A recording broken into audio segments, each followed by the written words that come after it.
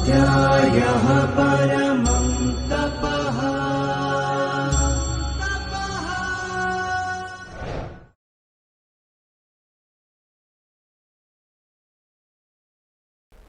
नमो नमः।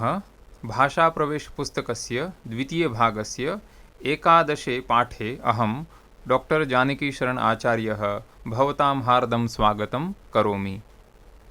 प्रियछात्राः, अद्य वयम् अस्माकं राष्ट्रीयदिनदर्शिका इति पाठम् अधिकृत्य पूर्णप्रत्ययान्तशब्दानां विषये पठामः। एतत् सम्भाषणम् उच्चैः पठन्तु अवगच्छन्तु च। अत्र सुधा वसुधा च इति द्वयोः महिलयोः एकं सम्भाषणम् अत्र दत्तमस्ति। सर्वादौ वयं सम्भाषणं पठामः। सुधा: भगिनी, किं कुर्वती अस्ति भवती? वसुधा: अहम् एकां दिनदर्शिकां रचयन्ती अस्मि। सुधा: भोः, अधुना विपण्यां विविधाः दिनदर्शिकाः लभ्यन्ते खलु, पुनः निर्माणं किमर्थम्? वसुधा: एषा किञ्चित् भिन्ना अस्ति। अस्यां सर्वे भारतीयाः उत्सवाः, महापुरुषाणां जन्मतिथयः, ऐतिहासिकमुहूर्ताश्च उल्लिखिताः सन्ति। तेन राष्ट्रस्य विषये ज्ञानं सुकरं भवेत्। सुधा: अतीव शोभनं। भवती तद् दर्शयतु तावत्। वसुधा: ततः पूर्वं भवत्याः परीक्षां करोमि। भवती मम प्रश्नानाम् उत्तरं वदेत्। अस्तु, स्वातन्त्र्यदिनोत्सवः कदा भवति? कः न जानाति भोः, अगस्त मासस्य 15 दिनाङ्के। सुधे: तर्हि गणेशोत्सवः कदा? चतुर्थ्यां तिथौ इति तु जानामि, किन्तु मासं तु न स्मरामि। भवतु, अहमेव वदामि। भाद्रपदमासस्य शुक्लपक्षे चतुर्थ्यां तिथौ गणेशोत्सवः। अस्तु, कः तृतीयः प्रश्नः? छत्रपतेः शिवराजस्य जन्म फाल्गुनमासस्य द्वितीयायां तिथौ उत तृतीयायां तिथौ? तृतीयायां तिथौ एव, न तु द्वितीयायां तिथौ। समीचीनम् उत्तरम् उक्तवती भवती। तर्हि एतद् वदतु, वयं नवरात्रोत्सवं कदा आचरामः? आश्वयुजमासस्य शुक्लपक्षे प्रथमायाः तिथेः आरभ्य नवमीं तिथिं यावद् नवरात्रम् आचरामः। तत्र अष्टमी तिथिः दुर्गाष्टमी इति, नवमी तिथिः महानवमी इति, दशमी तिथिः विजयदशमी इति च विख्याता। किमर्थं दशमीं तिथिं विजयदशमीं वदन्ति? दशम्यां तिथौ एव दुर्गादेवी महिषासुरं हतवती। अतः देव्याः विजयकारणात् दशमीं तिथिं तथा वदामः। एतावता भवती मां प्रश्नैः पीडितवती। इदानीम् अहमपि किञ्चित् पृच्छामि। पृच्छतु तावत्। चैत्रमासस्य प्रथमायाः तिथेः वैशिष्ट्यं किम्? चैत्रमासस्य प्रथमायां तिथौ एव युगादिपर्व भवति।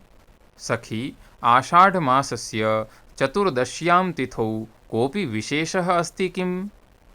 वसुधा: चतुर्दश्याः तिथेः विषये मम ज्ञानं नास्ति, परन्तु आषाढमासस्य पूर्णिमायाम् एव व्यासजयन्ती इति जानामि। गुरुपूर्णिमा इत्येव तस्याः प्रसिद्धिः। अस्तु भगिनी, भवती अपि दिनदर्शिकायाः निर्माणे साहाय्यं करोतु। निश्चयेन करोमि। वदतु, मया किं करणीयम्? भवती एतानि पत्राणि गृह्णातु। प्रथमे पत्रे उत्सवानाम् आवलिः अस्ति। द्वितीये पत्रे महापुरुषाणां जन्मतिथयः लिखिताः सन्ति।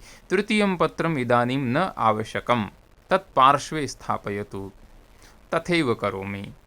भवती प्रथमं पत्रं द्वितीयं पत्रं च दृष्ट्वा कस्यां तिथौ कस्मिन् दिनाङ्के च किं भवति इति सूचयतु। अहं लिखामि। अस्तु। एप्रिल् मासस्य 14 दिनाङ्के अम्बेड्कर् जयन्ती भवति। श्रावणमासस्य कृष्णपक्षस्य अष्टम्यां तिथौ श्रीकृष्णजयन्ती भवति। तस्मिन्नेव मासे पूर्णिमायां संस्कृतदिनमपि भवति। भगिनी, श्वः 12 दिनाङ्कः खलु, मम परीक्षाः आरप्स्यन्ते, मया पठनीयमस्ति, अतः गच्छामि किम्? भवतु, भवती सम्यक् पठतु। पुनः कदा आगमनं भवेत् भवत्याः? 16 दिनाङ्के आगमिष्यामि, यतः 15 दिनाङ्कं यावत् मम परीक्षाः भविष्यन्ति। अस्तु, पुनर्मिलावः। प्रियछात्राः, पूर्णप्रत्ययान्तशब्दः इत्युक्ते यत्र प्रथमः, द्वितीयः, तृतीयः, चतुर्थी, पञ्चमी वा पञ्चमः एतादृशाः ये शब्दाः भवन्ति ते पूर्णप्रत्ययान्तः इति उच्यन्ते। 1, 2, 3, 4 इत्यादयः तु संख्याः इति उच्यन्ते। संख्यायाः विषये वयं गतपाठे पठितवन्तः। अतः इदानीं वयं पूर्णप्रत्ययान्त शब्दानां कथं रूपाणि भवन्ति, पुल्लिङ्गे, स्त्रीलिङ्गे, नपुंसकलिङ्गे च एतद्वयं पठामः। भवन्तः पठन्तु, अवगच्छन्तु च। यथा संख्या अस्ति, 1 इति संख्या वर्तते, तर्हि पुल्लिङ्गे रूपं भवति प्रथमः, स्त्रीलिङ्गे प्रथमा, नपुंसकलिङ्गे प्रथमम्। एवं रूपेण भवन्तः अत्र पठन्तु। अनन्तरम् एतेषां शब्दानां, पूर्णप्रत्ययान्तानां शब्दानां वाक्ये प्रयोगमपि वयं कुर्मः। यथा दशरथस्य 4 पुत्रेषु रामः प्रथमः पुत्रः अस्ति। इयं प्रथमा तिथिः अस्ति, अथवा एतत् प्रथमं पुस्तकम् अस्ति। अतः 1 इति संख्यायाः पुल्लिङ्गे प्रथमः, स्त्रीलिङ्गे प्रथमा, नपुंसकलिङ्गे प्रथमम् इति रूपं भवति। एवमेव 2 इति संख्या वर्तते, तर्हि पूर्णप्रत्ययान्तरूपाणि भवन्ति द्वितीयः, द्वितीया, द्वितीयं। क्रमशः पुल्लिङ्गे, स्त्रीलिङ्गे, नपुंसकलिङ्गे इमानि रूपाणि भवन्ति इति भवद्भिः अवगन्तव्यम्।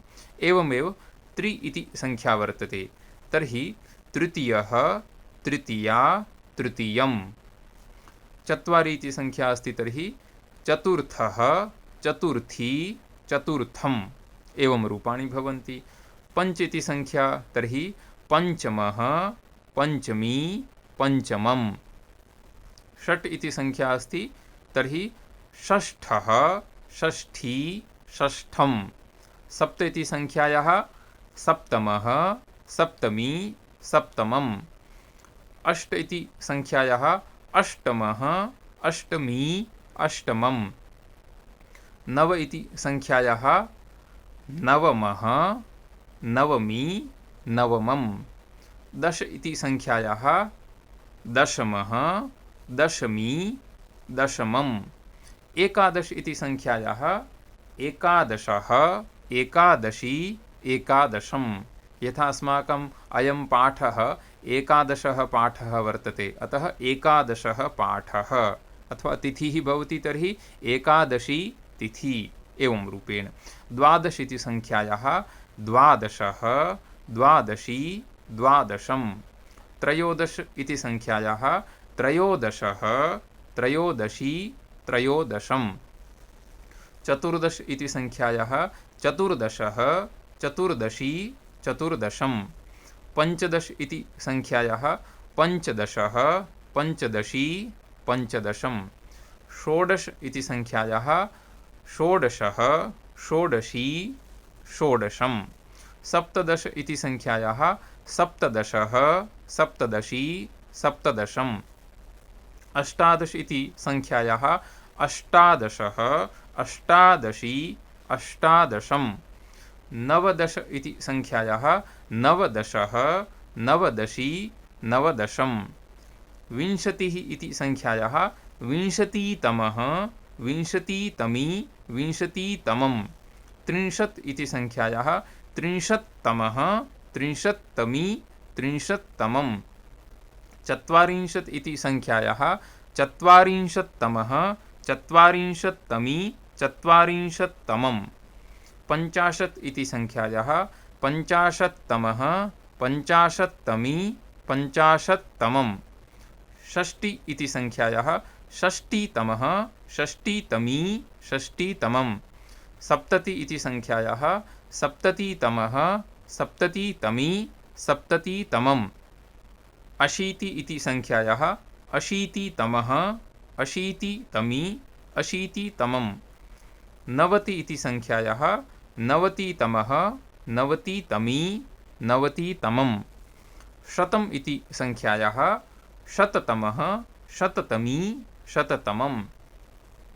एवं रूपेण पुल्लिङ्गे, स्त्रीलिङ्गे, नपुंसकलिङ्गे च पूर्णप्रत्यान्ताः शब्दाः भवन्ति। अत्र अस्माभिः एतद् अवधेयमस्ति यत् प्रथमः, द्वितीयः, तृतीयः इत्यादयः पूर्णप्रत्यान्ताः इति उच्यन्ते। 1, 2, 3 इत्यादयः तु संख्याः इत्युच्यन्ते। अत्र एतदपि अवधेयमस्ति यत् 20तः अग्रे 20, 20तमः, 21, 21तमः, 22, 22तमः, 30, 30तमः एवं रूपेण रूपद्वयं भवति। परन्तु अत्र एकमेव रूपम् अस्माभिः निर्दिष्टम् अस्ति। इदानीम् एतस्य पाठस्य अभ्यासं कुर्मः। अतः सर्वादौ अभ्यासः अस्ति प्रथमः। अतः प्रथमः अभ्यासः।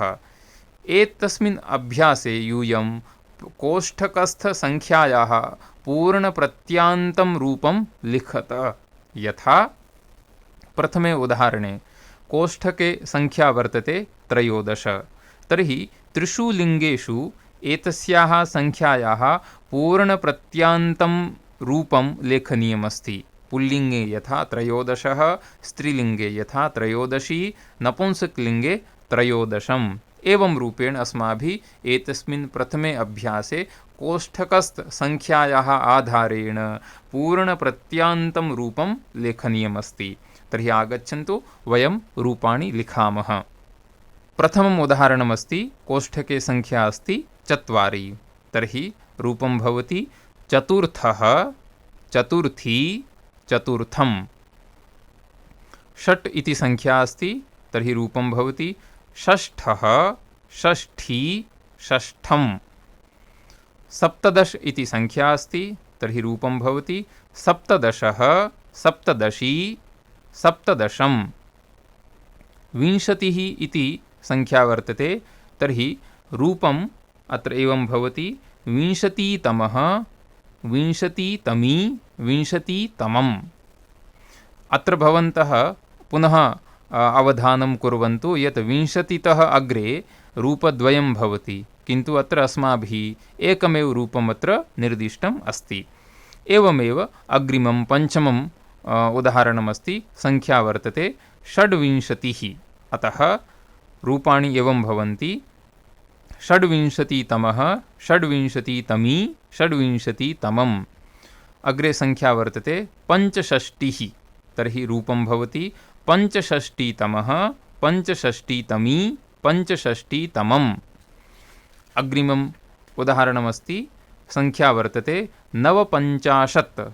अतः रूपाणि भवन्ति 59तमः, 59तमी, 59तमम्। अग्रिमा संख्या वर्तते 71। तर्हि रूपाणि भवन्ति 71तमः, 71तमी, 71तमम्। संख्या अस्ति 90। तर्हि रूपाणि भवन्ति 90तमः, 90तमी, 90तमम्। अग्रिमा संख्या अस्ति 25। रूपाणि एवं सन्ति 25तमः, 25तमी, 25तमम्। अग्रिमा संख्या वर्तते 73। तर्हि रूपाणि एवं भवन्ति 73तमः, 73तमी, 73तमम्। अग्रिमा संख्या वर्तते 37। तर्हि रूपाणि एवं भवन्ति 37तमः, 37तमी, 37तमम्। अग्रिमा संख्या वर्तते 48। अतः रूपाणि एवं भवन्ति अष्टचत्वारिंशत्तमः, अष्टचत्वारिंशत्तमी, अष्टचत्वारिंशत्तमम्। अग्रिम संख्या वर्तते द्वाविंशतिः। अतः रूपाणि एवं भवन्ति द्वाविंशतितमः, द्वाविंशतितमी, द्वाविंशतितमम्। अग्रिमा संख्या वर्तते चतुर्त्रिंशत्। अतः रूपाणि एवं भवन्ति चतुर्त्रिंशत्तमः, चतुर्त्रिंशत्तमी, चतुर्त्रिंशत्तमम्। अग्रिमम् उदाहरणं वर्तते, संख्या अस्ति द्वयशीतिः। अतः रूपाणि भवन्ति द्वयशीतितमः, द्वयशीतितमी, द्वयशीतितमम्। अन्तिमम् एतस्मिन् अभ्यासे संख्या वर्तते अन्तिमरूपेण चत्वारिंशत्। अतः रूपाणि भवन्ति चत्वारिंशत्तमः, चत्वारिंशत्तमी, चत्वारिंशत्तमम्। एवं रूपेण एतस्मिन् प्रथमे अभ्यासे वयं कोष्ठकस्थ संख्यायाः आधारेण तस्याः संख्यायाः पूर्णप्रत्यान्तं रूपं किं भवति तद्रूपम् अत्र वयं पठितवन्तः। इदानीम् आगच्छन्तु वयं द्वितीयम् अभ्यासं पठामः। द्वितीये अभ्यासे एका वलयक्षेपक्रीडा अस्ति। 30 छात्राः वृत्ताकारेण तिष्ठन्ति। कश्चन बालः वलयं वेगेन अन्यं बालम् उद्दिश्य क्षिपति। सः तत् गृहीत्वा अन्यस्मै ददाति। कः कस्मै वलयं ददाति इति अधः सूचितम् अस्ति। तदनुसारम् उचितेन पूर्णप्रत्यान्तेन वाक्यानि रचयत। उदाहरणं यथा कोष्ठके संख्या अस्ति 1 अनन्तरं 9। तर्हि वाक्यम् एवं रचनीयं भवति। प्रथमः बालकः नवमाय बालकाय ददाति। एतेन उदाहरणमाध्यमेन वयम् अग्रिमानि वाक्यानि रचयामः। यथा द्वितीयं संख्या अस्ति 9 अनन्तरं 12। तर्हि 9 बालक 12 बालिका इति अत्र लिखितमस्ति। तर्हि वाक्यम् एवं भवति, नवमः बालकः 12 बालिकायै ददाति। अग्रे 12 बालिका 27 बालकः। तर्हि वाक्यम् एवं भवति, 12 बालिका 27तमाय बालकाय ददाति। अग्रे वर्तते 27 बालकः 2 बालिका इति संख्या वर्तते। 27 संख्या अनन्तरं 2 इति पुनः संख्या। तर्हि रूपम् एवं भवति, 27तमः बालकः द्वितीयायै बालिकायै ददाति। पञ्चमं वाक्यम् एवं भवति, कोष्ठके संख्या वर्तते 2 अनन्तरं 8। तर्हि रूपम् एवं भवति, द्वितीया बालिका अष्टम्यै बालिकायै ददाति। षष्ठम् उदाहरणम् अस्ति, तत्र संख्या अस्ति कोष्ठके 8 अनन्तरं 16। तर्हि रूपम् एवं भवति, अष्टमी बालिका 16 बालकाय ददाति। सप्तमम् उदाहरणं पश्यामः, तत्र संख्या अस्ति कोष्ठके 16 25। तर्हि वाक्यम् एवं भवति, 16 बालकः 25तमायै बालिकायै ददाति। अष्टमम् उदाहरणमस्ति, संख्या अस्ति कोष्ठके 25 अनन्तरं 11। तर्हि वाक्यम् एवं भवति, 25तमी बालिका 11 बालिकायै ददाति। अग्रिमम् उदाहरणमस्ति, संख्या अस्ति 11 29। अतः रूपम् एवं भवति, 11 बालिका 29तमाय बालकाय ददाति। अन्तिमम् उदाहरणं पश्यामः, संख्या अस्ति 29 14। तर्हि वाक्यम् एवं भवति, 29तमः बालकः 14 बालिकायै ददाति। एवं रूपेण एतस्मिन् द्वितीये अभ्यासे वयं वलयक्षेपक्रीडामाध्यमेन कः बालकः कस्मै बालकाय कस्यै बालिकायै वलयं ददाति इति वयं संख्यामाध्यमेन ज्ञातवन्तः। इदानीम् आगच्छन्तु तृतीयम् अभ्यासं वयं पठामः। वर्षे प्रतिमासम् अपि कानिचन विशेषदिनानि भवन्ति। अत्र तादृशानि कानिचन दिनानि निर्दिष्टानि सन्ति। तानि कदा भवन्ति इति उदाहरणानुसारं वाक्यरूपेण लिखत। यथा उदाहरणमस्ति जनवरी मासः 12 विवेकानन्दजयन्ती। तर्हि वाक्यम् एवं लेखनीयं जनवरी मासस्य 12 दिनाङ्के विवेकानन्दजयन्ती भवति। एवं रूपेण एतस्मिन् तृतीये अभ्यासे अस्माभिः वाक्यानि लेखनीयानि भवन्ति। तर्हि आगच्छन्तु वयं वाक्यानि रचयामः। अग्रिमम् उदाहरणमस्ति जनवरी मासः 26 गणतन्त्रदिनं।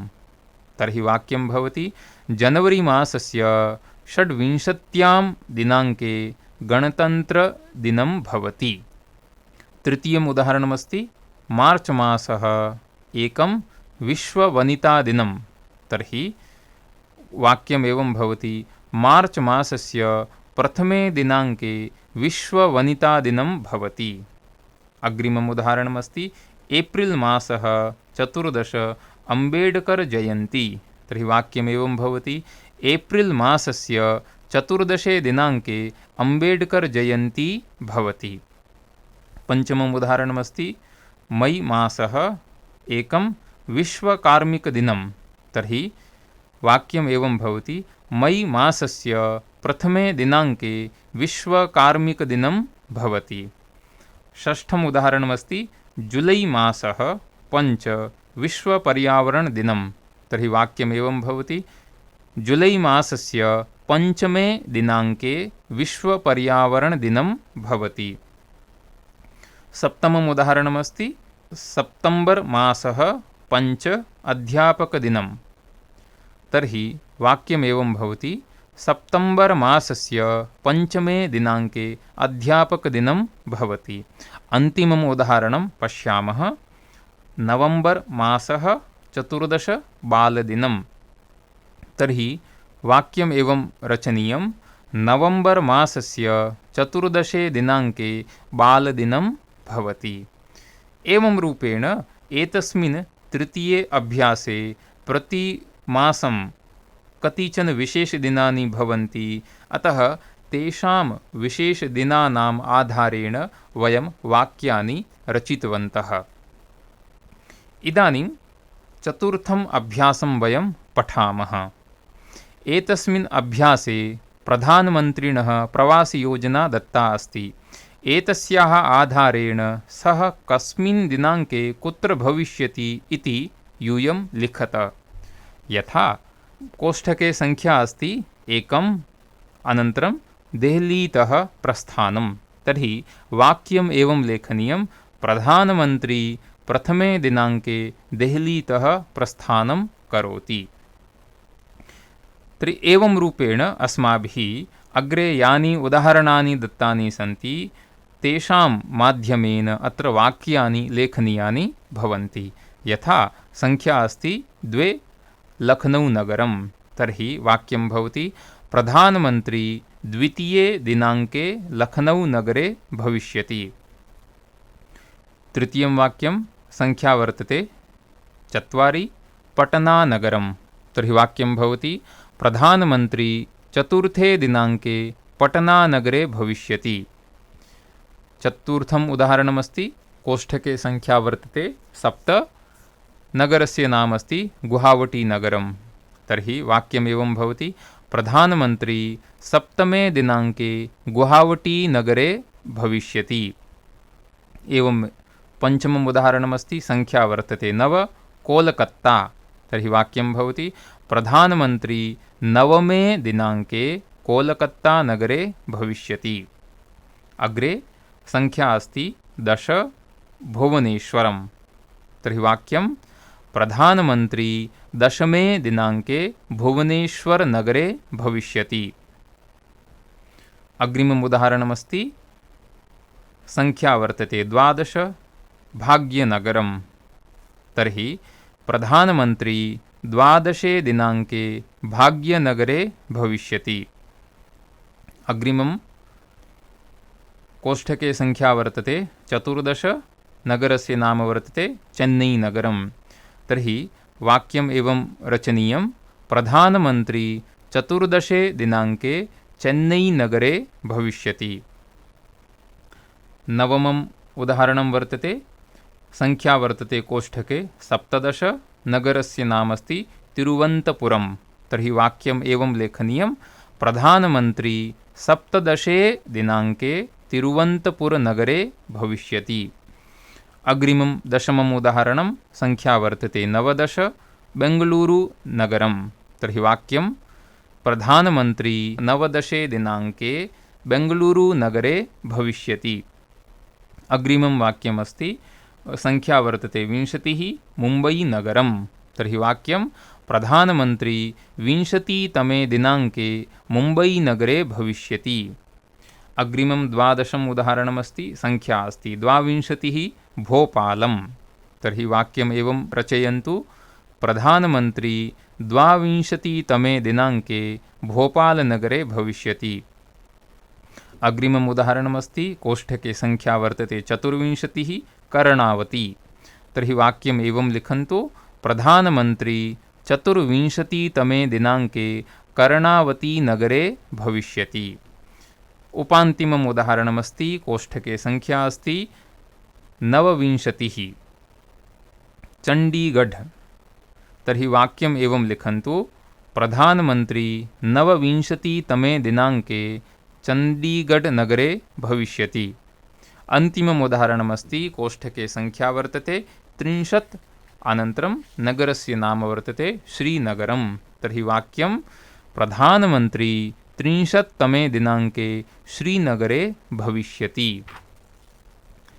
एवं रूपेण एतस्मिन् चतुर्थे अभ्यासे वयं प्रधानमन्त्रिणः प्रवासयोजनायाः आधारेण सः कस्मिन् दिनाङ्के कुत्र भविष्यति इति ज्ञातवन्तः।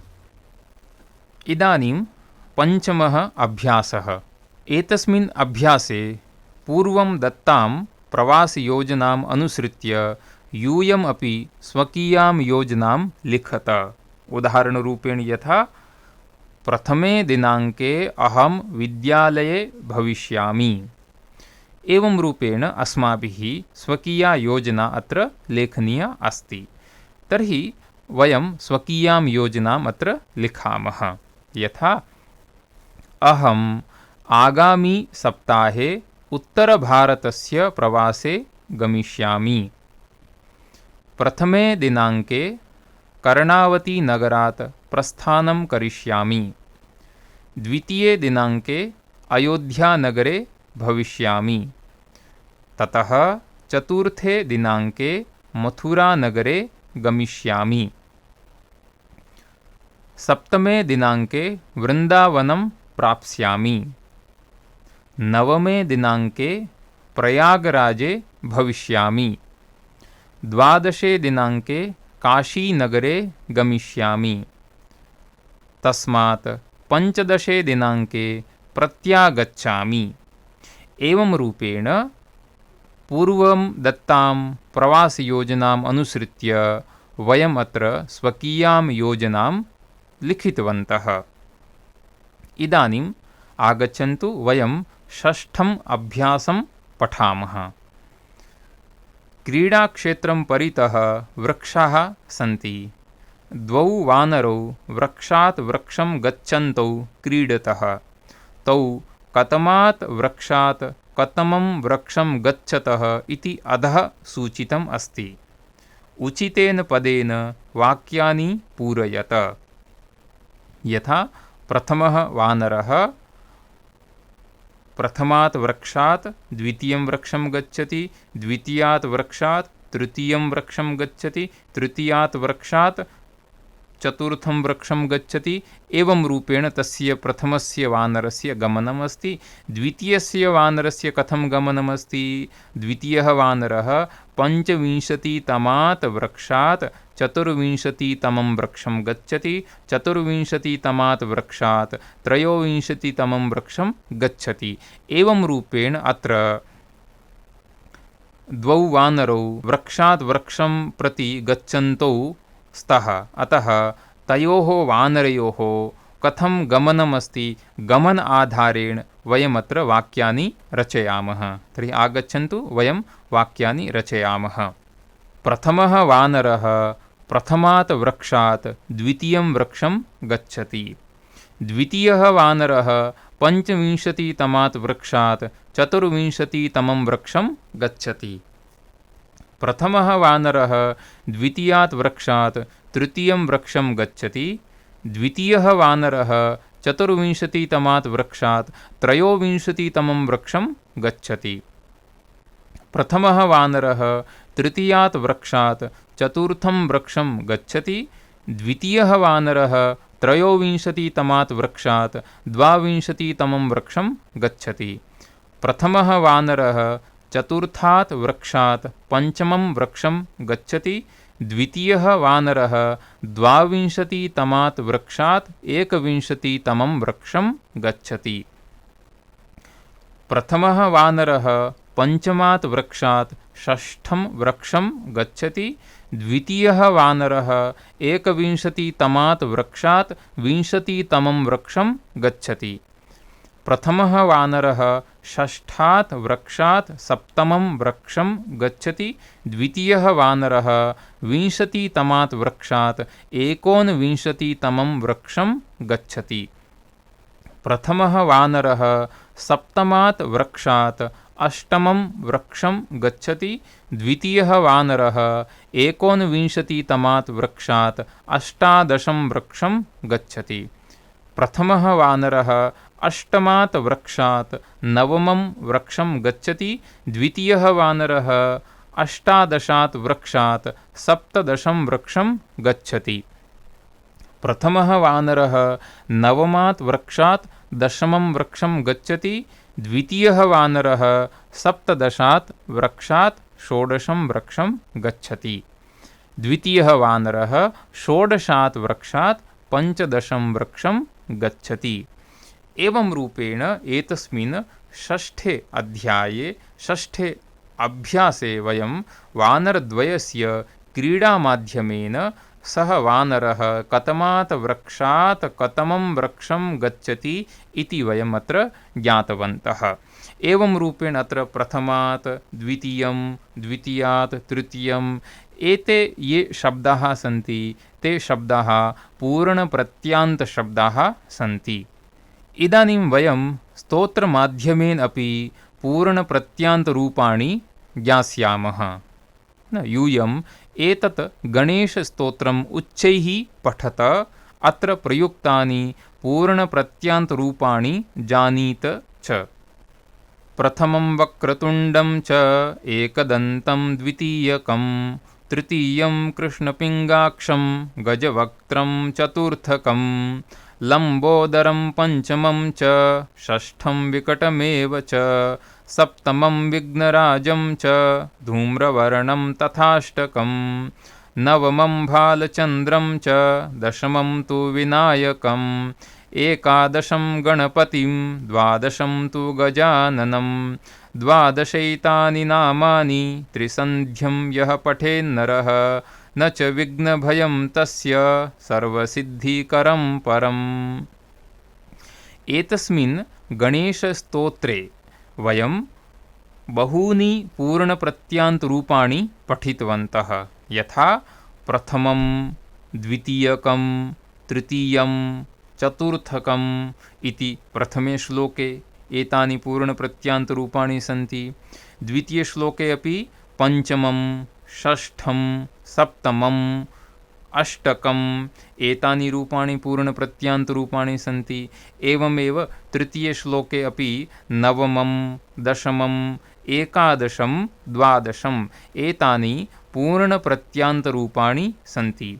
भवन्तः पूर्वं ज्ञातवन्तः यत् पूर्णप्रत्यान्तरूपाणाम् अथवा पूर्णप्रत्यान्तशब्दानां रूपाणि पुल्लिङ्गे, स्त्रीलिङ्गे, नपुंसकलिङ्गे च भिन्नभिन्नरूपेण भवन्ति। अतः वक्रतुण्डं तर्हि एतस्य वक्रतुण्डम् इति पदे यद्वचनं वर्तते यच्च लिङ्गं वर्तते तदेव लिङ्गं तदेव वचनं प्रथमम् इति पदे अपि वर्तते। एवं सर्वत्र अस्माभिः द्रष्टव्यमस्ति। यथा प्रथमं वक्रतुण्डं, द्वितीयकम् एकदन्तं, तृतीयं कृष्णपिङ्गाक्षं, चतुर्थकं गजवक्त्रम्। एवं रूपेण अग्रेपि एतानि पूर्णप्रत्ययान्तरूपाणि अस्माभिः अत्र द्रष्टव्यानि। मित्राणि, इदानीं वयं सुभाषितमाध्यमेन अपि पूर्णप्रत्ययान्तरूपाणि पठामः। अतः यूयम् एतत् सुभाषितम् उच्चैः पठत। प्रथमेनार्जिता विद्या, द्वितीयेनार्जितं धनं, तृतीयेनार्जितं पुण्यं, चतुर्थे किं करिष्यति। एतस्मिन् सुभाषिते अस्माकं जीवनस्य चत्वारः भागाः उक्ताः सन्ति। जीवनस्य कस्मिन् भागे अस्माभिः किं करणीयमस्ति तत् अत्र एतस्मिन् सुभाषिते उक्तमस्ति। यथा प्रथमे नार्जिता विद्या इत्युक्ते जीवनस्य प्रथमे भागे भवता विद्या न सम्पादिता, इत्युक्ते जीवनस्य प्रथमे भागे अस्माभिः विद्यायाः सम्पादनं करणीयं, विद्यार्जनं करणीयम्। अतः विद्यार्जनस्य कृते जीवनस्य प्रथमः भागः वर्तते। प्रथमे भागे विद्यायाः अर्जनं कृत्वा द्वितीये भागे किं करणीयं तर्हि सुभाषितं वदति।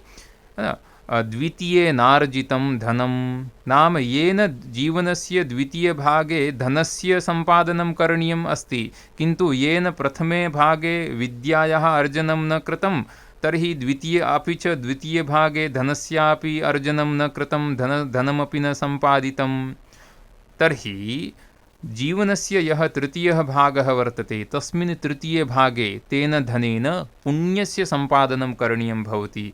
किन्तु येन मनुष्येण जीवनस्य तृतीयभागे तृतीयेनार्जितं पुण्यं, जीवनस्य तृतीयभागे पुण्यं न सम्पादितं तर्हि चतुर्थे किं करिष्यति।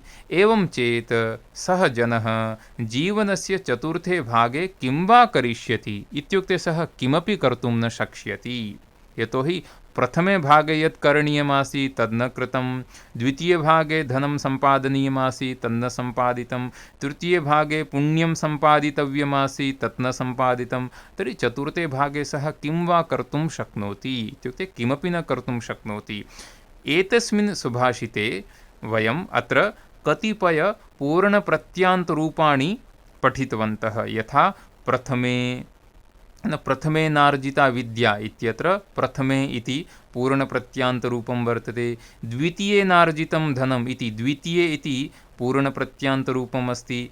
तृतीये नार्जितं पुण्यं तृतीये इति पदं पूर्णप्रत्ययान्तरूपम् अस्ति। चतुर्थे किं करिष्यति चतुर्थे इति रूपमपि पूर्णप्रत्ययान्तरूपम् अस्ति।